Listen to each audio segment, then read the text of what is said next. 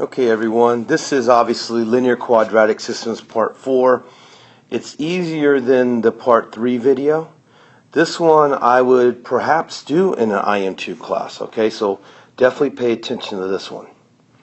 So notice right here guys, I actually have a quadratic and another quadratic. So what's going to happen here is we're going to have a quadratic most likely and another quadratic intersect it. And of course, it's going to intersect most likely, as you can see, at two different points.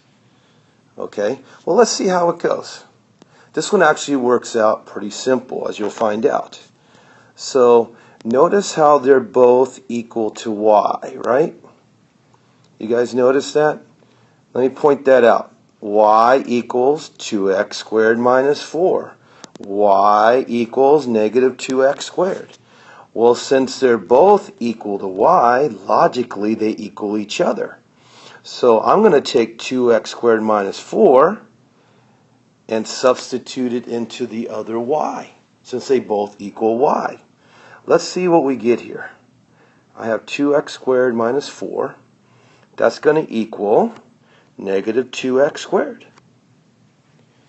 Now, since this x squared term is already by itself here, guys, I'm going to go ahead and minus 2x squared both sides. And notice right here, 2x squared minus 2x squared is 0. I'm left with negative 4 equal to, and this right here, of course, is negative 4x squared. And hopefully you realize I can solve this fairly easily now. I'm just going to go ahead and divide by negative 4 both sides.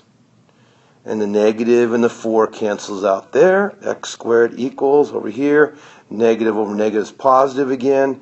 4 over 4 is simply 1.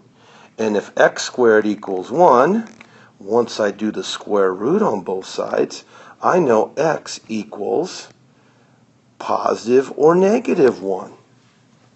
Now what do? Well, since I know what the x's are, I'm now going to plug them in here. Okay? And let me go ahead and use a separate screen here. So again, we know that x is positive or negative 1. And I'm just going to plug it into my second simpler equation there.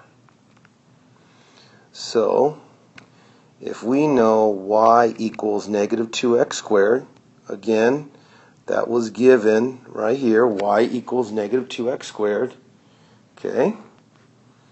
And we know that, again, we just solved and got x equal to positive 1 as well as negative 1. We have two separate answers. Let's plug each one in. We'll start with 1.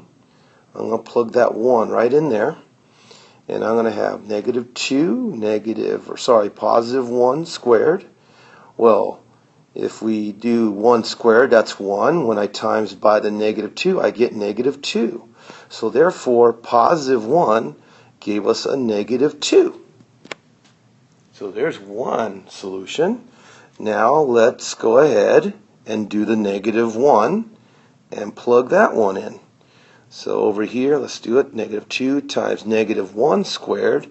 Now negative 1 squared, guys, is still positive 1 because negative times negative is positive. So if I have negative 2 times 1, I end up with negative 2 again. So negative 1 for x was negative 2 for y. So there's our two answers. Now, do those answers make sense? Well, let's take a look at the graph.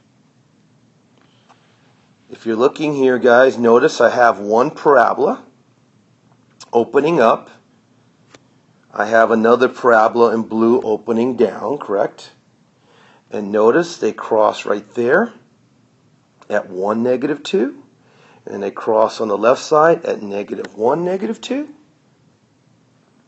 And that is exactly what we got here and there. 1, negative 2 and negative 1, negative 2. So again, guys, hopefully this video makes sense. Remember, what we're solving for is where they intersect each other, okay? So until next time, bye.